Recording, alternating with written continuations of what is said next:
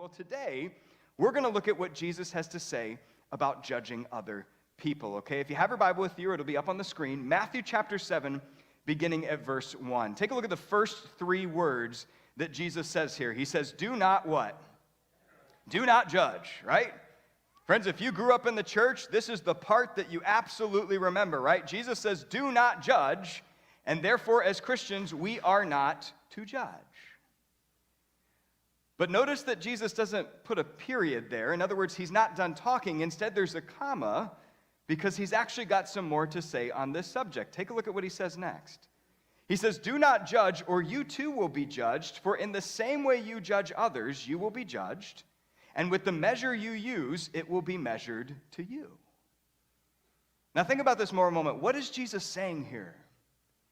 He's saying, judge unto others as you would have them judge unto you. In other words, you will be judged by the way you judge other people. Okay, which begs the question, how exactly do you want to be judged? Think about it for a moment. How do you want to be judged by your peers? I'll go first. I want to be judged not, right? I mean, seriously, if you're going to judge me, I don't want you to judge me, but if you're going to judge me, my hope is that you'll judge me mercifully. In other words, I don't want you to judge me based on the top 5 worst things I've ever done, or you walk away saying, we're just going to judge you on the Ricky story, right? That would be bad. Instead, I want you to judge me on my whole life, because then maybe you'll see a couple good things and you'll judge me mercifully. You see, Jesus is saying here, hey, do not judge other people, because the degree by which you judge them is the degree by which you will be judged.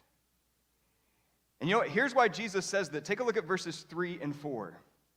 Jesus says, why do you look at the what?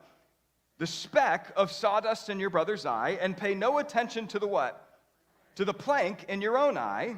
How can you say to your brother, let me take the speck out of your eye, when all the time there is a plank in your own eye?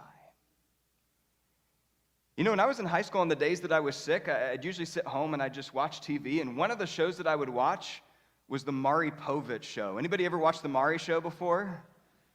Many of you are just ashamed to admit it. It's okay, I understand.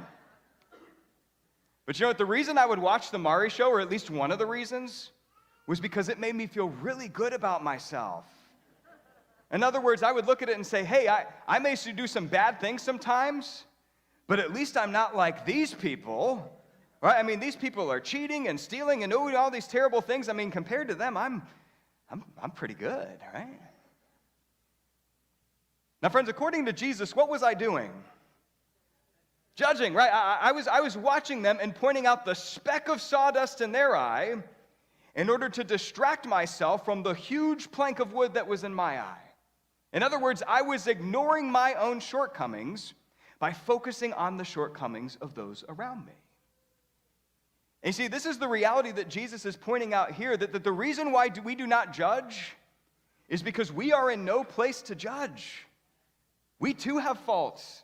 We too have issues. We too could probably qualify for the Maury Povich Show, right? And so here is Jesus, and he's saying, hey, when you judge other people, you forget that you can be judged just as easily as them. So do not judge, or you too will be judged.